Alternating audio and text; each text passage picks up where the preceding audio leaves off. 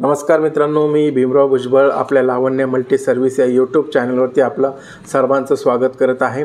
चॅनलला नवीन आले असेल तर चॅनलला सबस्क्राईब करा, कारण की आपण आपल्या चॅनलवरती वेगवेगळ्या प्रकारचे योजनांची माहिती व सरकारी ज्या काही शेतकरीविषयी योजना आहेत, ज्या गव्हर्नमेंटच्या शासनाच्या योजना आहेत त्याच्याबद्दल आपण संपूर्ण माहिती देत असतो।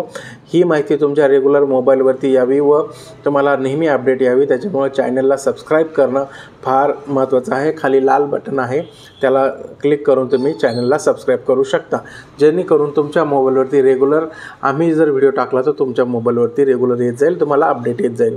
आजचा व्हिडिओ बनवण्याचा मुद्दा असा आहे की शासनाने जे शेतकरी कार्डविषयी जी वेबसाईट बनवलेली आहे त्यामध्ये नॉर्मली जे गायरान जमिनी आहेत, ज्यांच्या गायरान जमिनी आहेत त्यांचे नावच येत नाही आहे। त्यामुळं जर त्यांचं नाव येत नाही तर त्यांचं शेतकरी कार्डसुद्धा बनत नाही।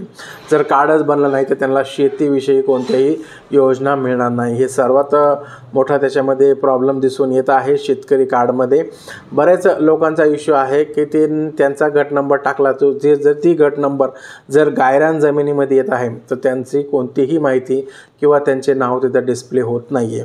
त्यामुळे हा एक प्रॉब्लेम आहे वेबसाईटचा, किंवा गायरान जमिनी ज्या आहेत त्यांच्यासाठी कोणत्याही सुविधा नाही आहेत, किंवा आता ज्या पहिले त्यांना येत होत्या शासनाच्या सुविधा त्या आता बंद होऊ शकतात, कारण की त्यांना शेतकरी कार्डच निघत नाही आहे त्यांचं। त्यामुळे त्यांचं नाव आधारला त्यांची बँक आधारला त्यांचं जी शेती आहे ते लिंक होणार नाही, आणि लिंक झाली नाही तर त्यामुळे त्या आधार कार्डवर कोणतीही शेती नाही असं दिसून येईल, आणि त्यामुळे काय होईल की त्या आधारवरती ज्या योजना चालू होत्या आतापर्यंतच्या त्या योजना बंद करण्यात येतील।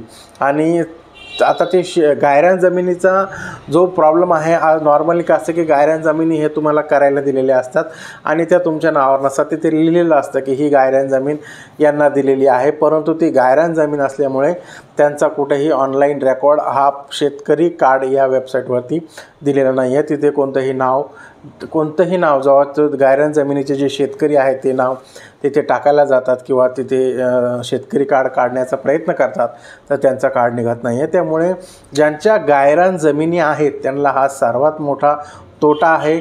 यापूर्वी त्यांना शेती रिलेटेड योजनांचा फायदा येत होता, ते फायदा घेत होते, पण आता इथून पुढे त्यांना फायदा घेता येणार नाही। जसं की उदाहरणार्थ की तुम्हाला जर PM किसानचे पैसे येत होते, नुकसान भरपाईचे पैसे येत होते, असे वेगवेगळ्या प्रकारचे ज्या योजना आहेत आणि त्याच्यासाठी आवश्यक शेतकरी कार्ड आहे, शेतकरी कार्ड जिथे जिथे आवश्यक आहे तिथल्या योजना हा गायरान जमिनी धारकांना थांबवण्यात येऊ शकतात, किंवा भविष्यात हा प्रॉब्लेम जर गव्हर्नमेंटला आढळल्यास ते वेबसाईट अपडेट करू शकतात व त्याच्यामध्ये गायरान जमिनी ज्या आहेत त्यांचे नावंसुद्धा जोडू शकतात आणि त्यांनासुद्धा भविष्यामध्ये उद्या फायदा होऊ शकतो। पण अजून तरी 15 तारीख शेवटची आहे, 15/4/2024 ही शेवटची तारीख आहे शेतकरी कार्डची, पण अद्यावत तरी त्यामध्ये कोणत्याही प्रकारचे अपडेट झालेले नाही आहेत।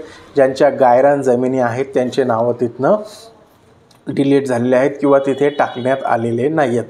त्यामुळे त्यांना शेतीविषयीच्या ज्या काही योजना आहेत त्यांना त्या मिळणार नाही आहेत, त्यांना हा भविष्यामध्ये त्रास होऊ शकतो।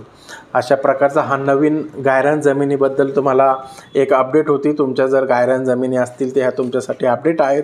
भविष्यात जर तुम्हाला योजना नाही मिळाल्या तर समजून घ्यायचं की आपण शेतकरी कार्ड काढलेलं नाही आहे, आणि शेतकरी कार्ड काढलं नसल्यामुळे आपल्या सर्व योजना शेतीविषयी बंद झालेल्या आहेत।